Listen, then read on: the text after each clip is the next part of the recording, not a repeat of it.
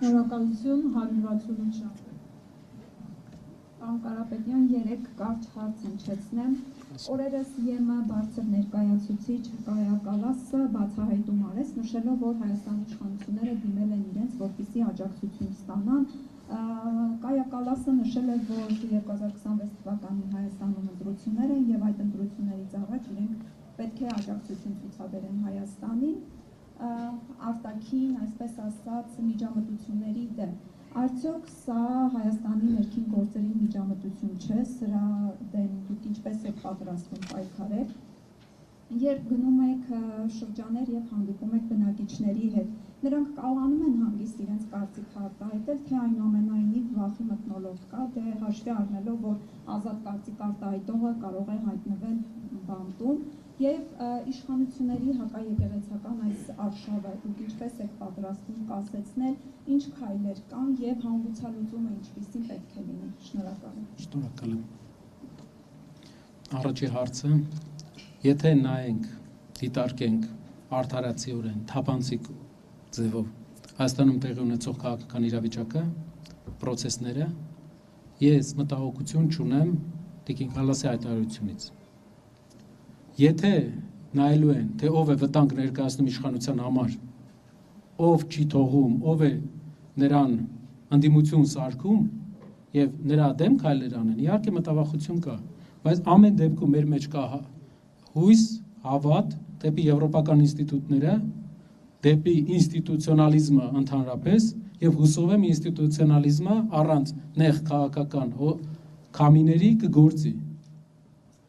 Մենք այդ հույսը ունենք, քանի որ Եվրոպական միությունը Հայաստանի Հանրապետության քաղաքացիների համար, ինչպես նաև մեր եւ մեր թիմի համար, դա ինստիտուցիոնալ կառավարման լավագույն օրինակներից է։ Եթե կա ինստիտուցիոնալ մոտեցում եւ չկա ընտրանքային մոտեցում ուղղակի այն մարդկանց, ովքեր ներկայացնում են հասարակությանը փոխելու ամենամեծ առաջարկ անողներին ուղղակի խաղից փորձել անել, մենք կողմ ենք, թող նայեն, թող դիտարկեն, ամեն ինչ անեն, նորմալ է։ Եթե ամեն ինչ արդար է գնում ինստիտուցիոնալ հիմքի վրա։ Երկրորդ հարցը շրջանները։ Գիտեք, ինչպես առաջ էլ միշտ դա եղել է հայկական հասարակության մեջ, բայց հիմա մի քիչ ավելի սրվել է։ Շատ տեղեր ընդդիմադիրների հետ շփվելուց հնարավոր է մարդիկ ունենան մտահոգություններ։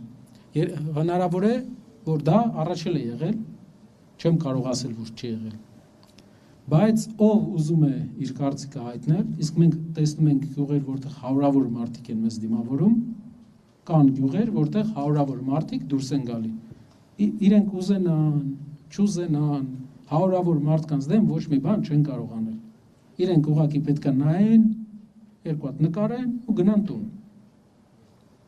Սեփական ժողովրդի դեմ այսքան ժամանակ դեռ գործուն մեթոդ իրենք չեն մտածել։ Հիմա փորձում են ինչ-որ առաջխաղացում են փորձում ձեռք բերել, չեն կարող։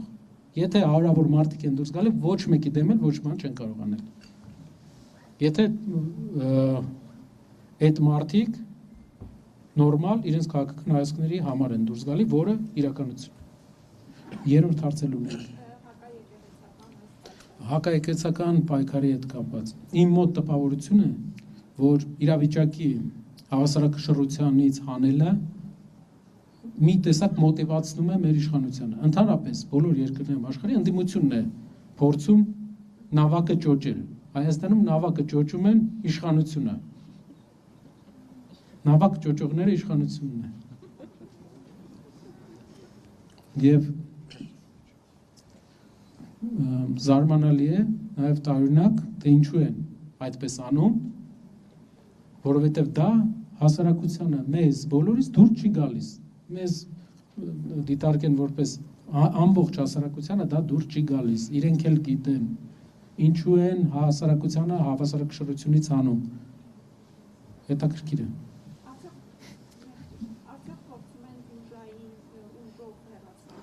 Ուժով կաթողիկոսի աթոռը դա ուժով հեռացվող աթոռ չէ, դա վարկանիշի առաքյալների օծման հերթականությամբ եկած Գրիգոր Լուսավորչի աթոռն է, որը պետք է ընդունի հայ ժողովուրդը, դա ֆիզիկապես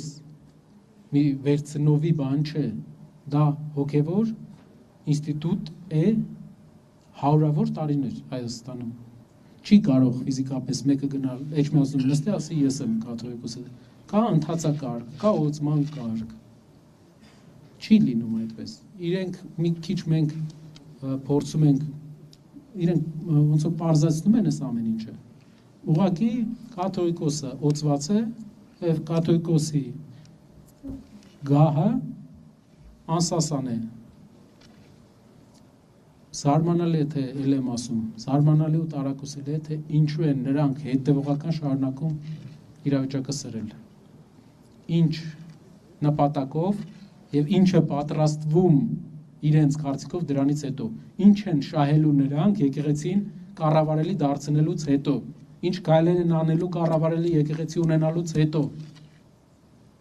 Շնորհակալություն, ABC News հաջորդը 24-ն։